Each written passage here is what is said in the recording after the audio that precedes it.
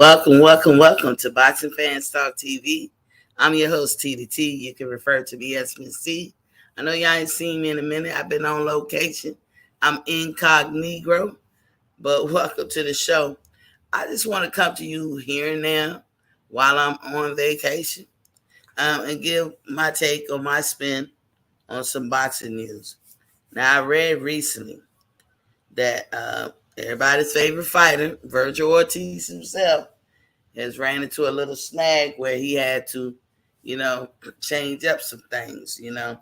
I know everybody's watching the welterweight division very closely to see what shakes next. But the top guys supposed to be EJ, Bud, Boost Ennis, and Virgil. Everybody touts Virgil as the man to beat, probably claiming that he might be the one that give Bud some problems, if not flat out beat him. Well, I can't say all that, there. But what I would say is there's no such a thing. In my what was his name, Harpo voice, but there's no such a thing. You know, I don't think Virgil can beat Bud on a good day. But people feel that way and they have a right to their feelings. But as far as I'm concerned, it'll never happen. But Virgil has recently had to pull out of his fight with Stanionis because of his illness, and I hope I'm pronouncing it right.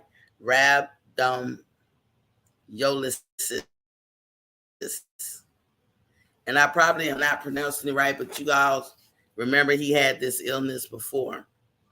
This is the second time he pulls out of a fight for the same illness. And I say stuff like, I wonder why, don't you?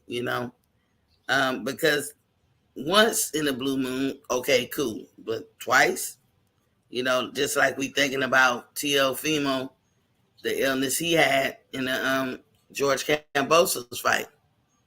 We like, what happened right there? But, and is it going to come back? Bob sent him to that top-notch clinic, I think, out of Ohio to make sure. Al Money, I see you in the building. He said, what's up, Miss T? What's up? I'm just doing little shorts or whatever because I'm on vacation incognito. Mr. Golden, he said, hello, Lady T. How you doing? I'm good, Mr. Golden. Talking about Virgil Ortiz. Well, this dude had another flare up with that illness, and he was diagnosed back in March 2022. They say he coming back later this year, expecting a full recovery.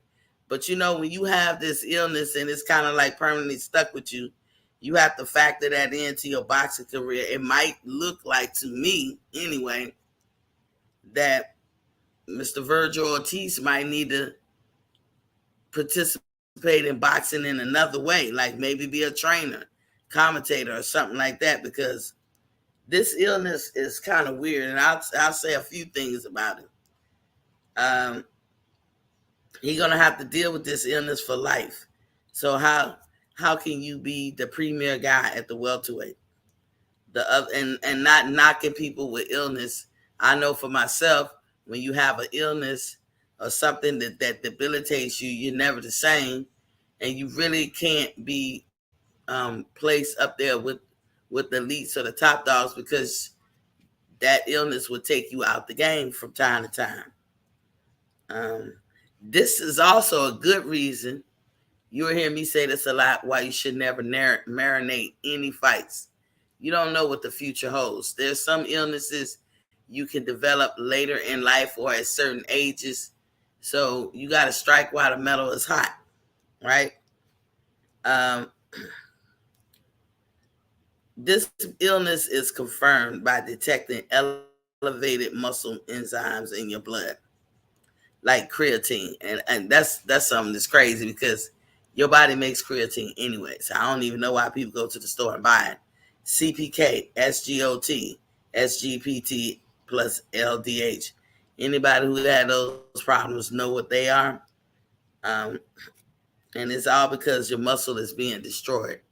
Now, what will make your muscle be destroyed when you're talking about a pure athlete? You just think about that question. Ask yourself that question.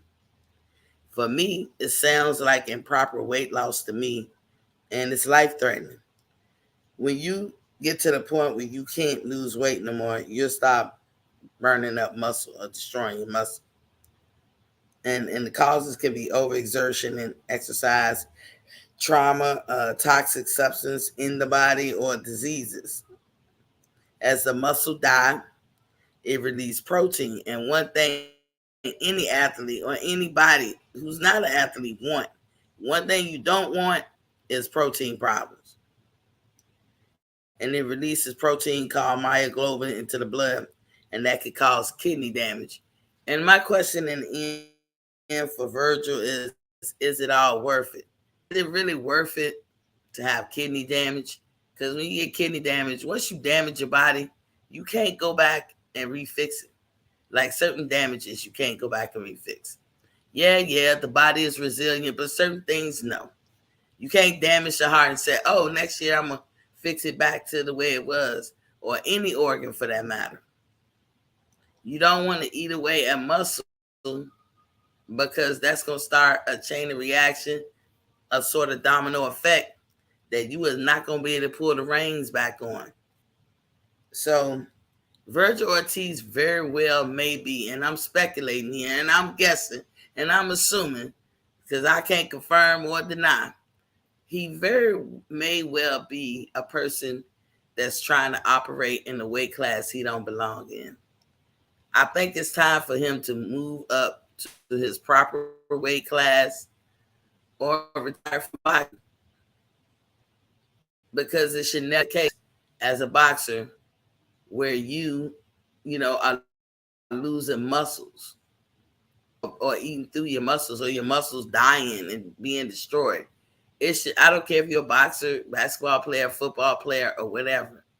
In my opinion, and this is just an opinion, as I say, I can't confirm this. I think this is something he's doing to himself, not on purpose. But, his method of getting in shape for the fight leads him down this pathway. And he didn't open Pandora box, and then he can't close it all the way. It's not worth dying for, being a boxer or being an elite athlete. To some people it may be, but it's not worth the public seeing that shakeout.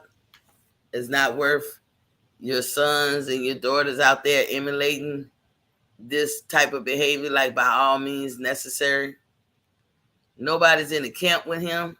Nobody can see him, but it's like I'm at the point now, I don't want to hear nothing about no Virgil Ortiz being a premier boxer. I don't want to hear nothing about Bud will kill him. EJ will kill him in there. Boots will kill him. There's a lot of people, man, they'll destroy him. He keep having problems like this. He's in his 20s, right? So he got his whole life ahead of him. And he already shortening it by doing this to himself. Again, I can't confirm or deny if that's what he's doing, but hey, I got to use my best judgment and my common sense.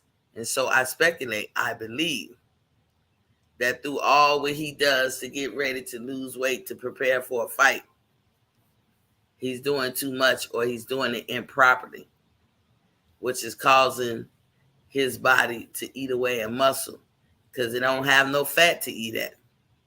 So Virgil Ortiz need to get it together. Y'all need to put him on the sideline for good. The commission or whoever need to step in and make some rules and regulation, because this dude is a danger to himself. If ever somebody needed a referee, he need one right now. I see you, Martin King. He said, good afternoon, Ms. T. The Virgil fans mad at Blair Cobbs again. I don't know why. Blair probably calling them out for their bull. But this wasn't meant to be a long show. I've been missing you guys, but I've been on vacation. I had to go actually buy me a laptop just so I could do a show or whatever. That's how dedicated I am to you guys. Of course, I'll find other uses for the laptop, but I'm on location. That's all I'm gonna say. But I don't know. I can't even give you a date when I'll be back. But But anywho, Virgil Ortiz, y'all pray for that dude. Pray he make the right decisions. I'm not a huge fan. I be, tripping when people be like, "Oh, Bud, he'll get beat by Virgil Ortiz, or Virgil can beat Bud." I'm the fan to be like, "You got to be crazy." And this, me without even knowing about his illness or whatever. But with his illness, I double down on, you got to be crazy if you think that Virgil Ortiz gonna handle Bud. But even though I'm not that big of a fan of Virgil, I don't hate him, and I wouldn't want to see him hurt like this. So, uh, with this illness that I believe, my opinion, is self-inflicted, he need to go ahead and figure something else out in his boxing career, because I don't think he can make 147. And I don't want to see him destroy himself or permanently hurt himself. He got his whole life. He needs to get married one day. He's gonna be a father one day, if he ain't already. And I want him to be able to play ball with his kids, and do a lot of wonderful things that he hasn't even done yet. But hurting his body and destroying his body, your body can't function without muscle. So there you have it. Here's Virgil Ortiz getting better. Thanks, guys, for coming through. Martin King, Al Money, Mr. Golden.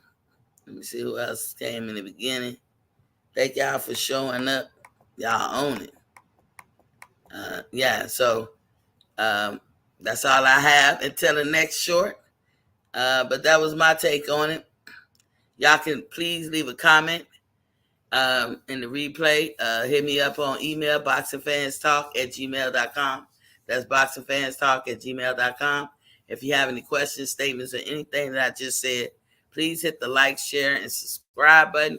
If you have already subscribed, don't touch the button. We got you locked in. But do hit the like and share button and leave a comment. I'll read it and get back with you. So until then, hold on, let me see what somebody else said. He said, peace. In my what? Pamela James voice.